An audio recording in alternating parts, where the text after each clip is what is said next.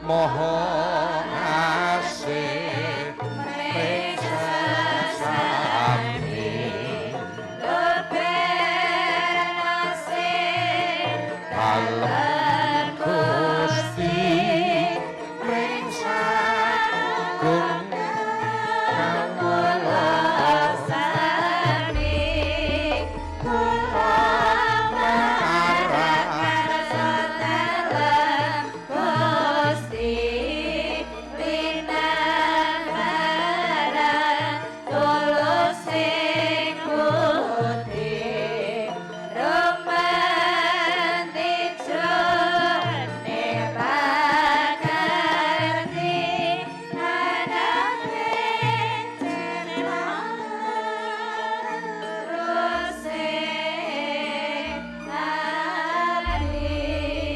yang agung mugi walasa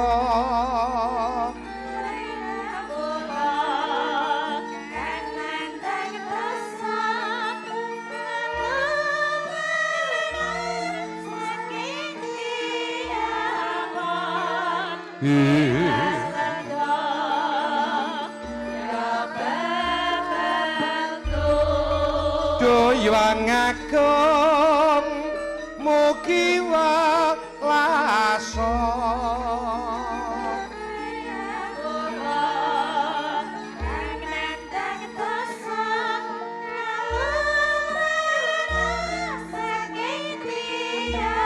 kaluwarna saking piyawun liwat sedaya beben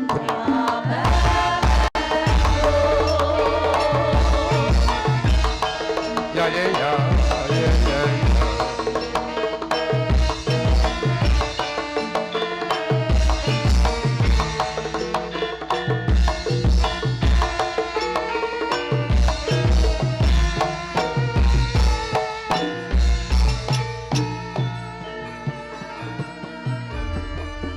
konjo ing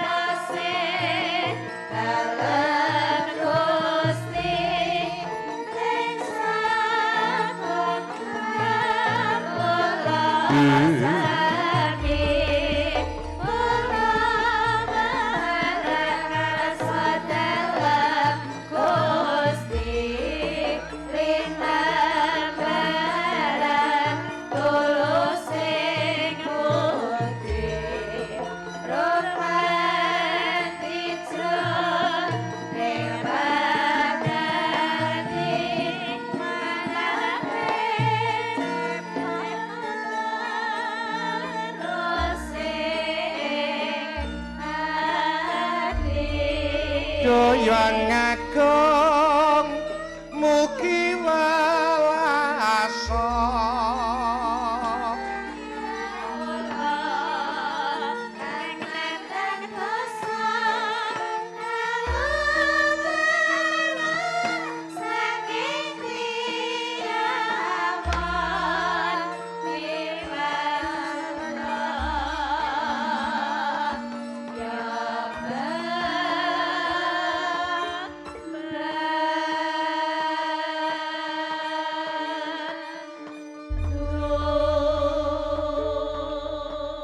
sugeng dalu salam rahayu salam sejahtera berkah dalem Om Swastiastu Namo Buddhaya Assalamualaikum warahmatullahi wabarakatuh. Iya mak nok ngendokke rasa ngendokke otot men ora stres nok sak wetara aku lawan kowe ngudar gagasan bawa rasa ora ngira ora ngimpi yen aku kelawan kowe bakal sowan ana ing halaman parkir gereja ing kene no. Iya. Santo Petrus dan Paulus klebu. Iya ngono no ing Sumberagung Moyudan Sleman Ngayogyakarta. Iya matur sewu gunging panuwun awit kapitayane. Iya. Pancen ya kaya ngono no. Merga aku lawan kowe tak aturake mau ngarep ora ngira ora ngimpi yen aku lawan kowe bakal sowan mrene kuwi merga wewengkon kiwa tengen ana ing Sleman Ngayogyakarta kene iki ya punjering para dalang-dalang punjering para kang padha wegik ana ing pangulahing kabudayan parandene wektu dina iki aku lawan kowe pinercaya dening para panitia linangkung pepundenku. Iya. Panjenengane Rama Istata ingkang kepareng paring dawuh kelawan aku apa dene kowe no? Iya. Mak, Piye? bengi iki aku lawan kowe supaya gelar inggih ducal ning mapan kene halaman parkir gereja Santo Petrus dan Paulus klebu kene. Iki sedyaning para kadang-kadang para pepunden-pepunden gumathok. Kuwi apa? Dari akronim tembung paguyuban umat Katolik asal Klepu yang merupakan kumpulan orang-orang Katolik asal paroki Klepu yang tinggal di luar kota baik Jakarta, Surabaya, Semarang, Bandung dan tempat-tempat lainnya. Awal mula gumathok terbentuk adalah membantu pendanaan paroki gereja pada saat pembangunan gereja dan pastoran di masa lalu dan juga pengadaan perangkat gereja yang dibutuhkan seperti meja, kursi dan lain sebagainya. Oh ngono ya, Mak. Banjur saiki gumathok utawa paguyuban umat Katolik asal Klepu iki mau juga memiliki umat atau meliputi umat yang tinggal di wilayah paroki Klepu atau Tabon yang punya kepedulian terhadap gereja paroki Klepu. Iya. Pagelaran wayang ini untuk nyengkuyung dan mahargya Rama Stepanus Istata Raharja PR. Iya. Yang di bulan Juli ini tepatnya tanggal 8 Juli 2025 mensyukuri atas pentahbisan imamat ke-30. Tepuk tangan kagem yanip Rama Istata. Oh iya. Semoga tetap setia menjadi pelayan umat dimanapun. Iya ngono ya, Mak. Sekarang ini Rama Istata bertugas di paroki gereja Santo Kristoforus Banyu Temumpang. Iya. Sawangan Magelang. Apalagi Rama Istata memiliki kepedulian dan perhatian terhadap berkembangnya budaya seni. Termasuk ringgit macucal kaya sing digendikake Rama Istata mau. Oh iya ngono. Selama 30 tahun mengabdi sebagai imam, Rama Istata pernah berkarya di gereja paroki Santo Kristoforus Banyu Temumpang Sawangan Magelang 2019 sampai dengan sekarang. Iya. Banjur nong Sorong kono nong Sorong Papua Barat dari tahun 2007 sampai 2019 12 tahun dalam nong Papua kono. Wah, iya Mak. Banjur paroki Pugeran Ngayogyakarta dari tahun 2005 sampai 2007. Iya. Paroki Mlati Jalan Magelang kilometer 7 Yogyakarta dari tahun 2001 sampai 2005. Banjur paroki Akmil Pancaarga Magelang dari 1997 sampai 2001. Lan uga pernah nderek studi pasca sarjana Jogja. Iya. Tahun 1995 sampai 1997 no. Oh iya. Tahbisan di Seminari Tinggi Kentungan Jogja. Iya. 8 Juli 1995. Acara syukuran tahbisan hari ini diawali dengan ibadah perayaan Ekaristi di Gereja Paroki Klepu. Iya. Bersama beberapa romo asal dari Klepu, 10 imam no. Oh iya para pangarsa agama suci. Iya. Dari pukul 17 WIB dilanjutkan dengan pagelaran wayang kulit sedalu natas iki. Oh iya. Matur sewu nembah nuwun muga-muga wae kabeh para linanggung yanip Rama Istata ingkang wis genep 30 taun iki ling abdi tansah ikhlas lahir batin kaya tokoh wayang idolane Rama Istata. Prabu Puntadewa. Iya, ngono ya, Mak. Mengko mesti wae Rama Istata bakal manunggal marang awak dhewe, nglipur manunggal karo kanca-kanca sedya nglipur marang kabeh para sutresna budaya. Iya, iki live streaming uga ditayangake lumantar 2 channel sekaligus. Sepisan channel Dalang Sena. Iki channele kagungane Swargi jaman semono. Sing tansah mekar ngrembakake kabudayan ya iki. Awal mulane dalang-dalang jur do streaming ya iki. Oh ngono, Ya channel ki sing ngelekas-ngelekasi dadi viral. Oh iya ngono. Awak dhewe saiki diliput karo iki muga-muga sok adewe ya viral. Iya ngono. Lan uga channele dhewe kok ngomah arepa klungsu-klungsu udu nok ya betek-beteke kepengin ngrungkepi karo kabudayan. Iya. Channel nggon dhewe saka ngomah. Oh iya, Ki Jumbuh channel. Iki 2 channel sekaligus makarya bebarengan. Ora mung cukup piyayi klepu sak kiwa tengene ingkang padha mresani nanging sak indenging jagat raya kabeh padha mresani. Iya, matur sewu nembah nuwun. Nak, sakgurunge aku lawan kowe ngaturke tetembangan sing werna-werna, aku bakal ngaturke pisungsung tembangan. Lagune iramane dangdut ning dangdut Jawa. Lho. Lagune Kunci Surga, tentrem.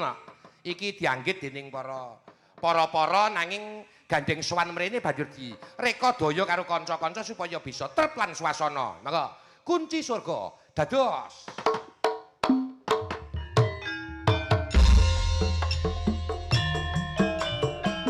Ya iya. Iya iya. Ya iya.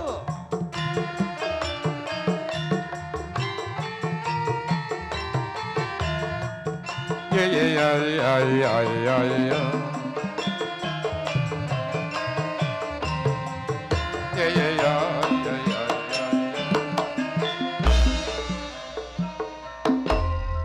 Masuk.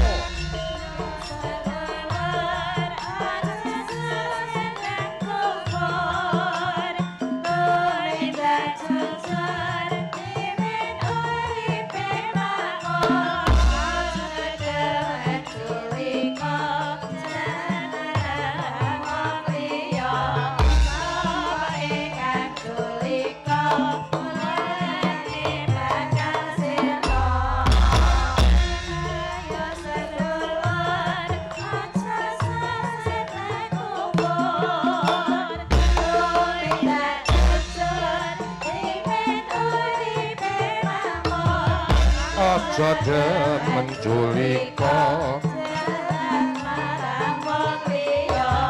sapa ingkang culika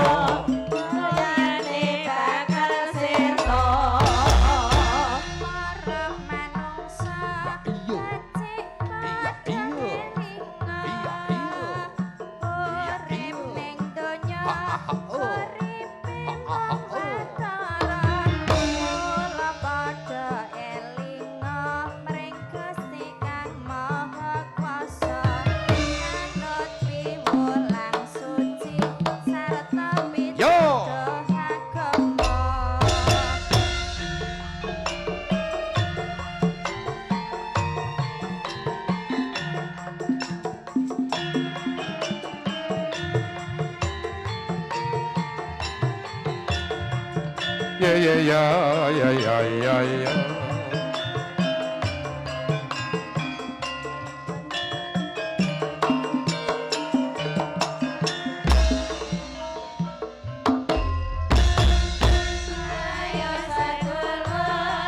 Aja seneng kufur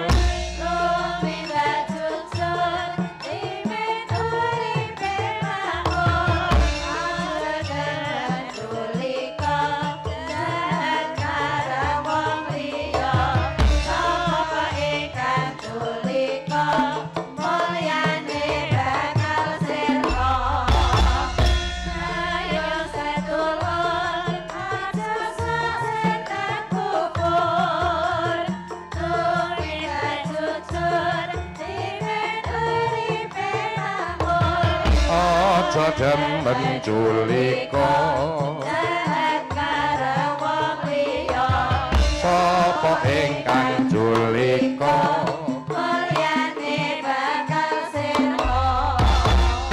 para manungsa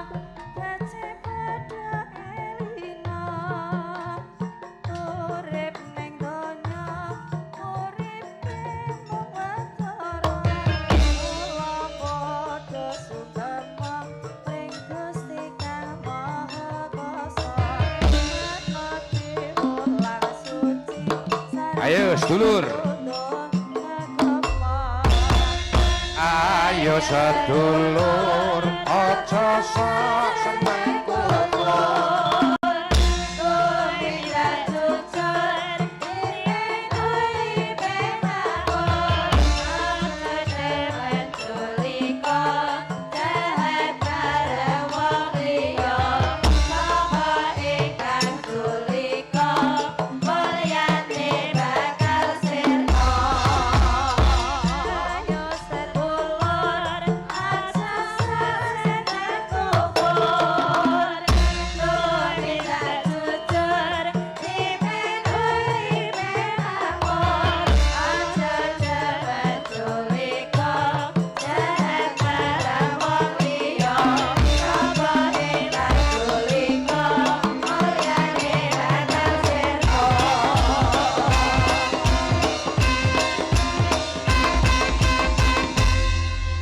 luar biasa, terima kasih.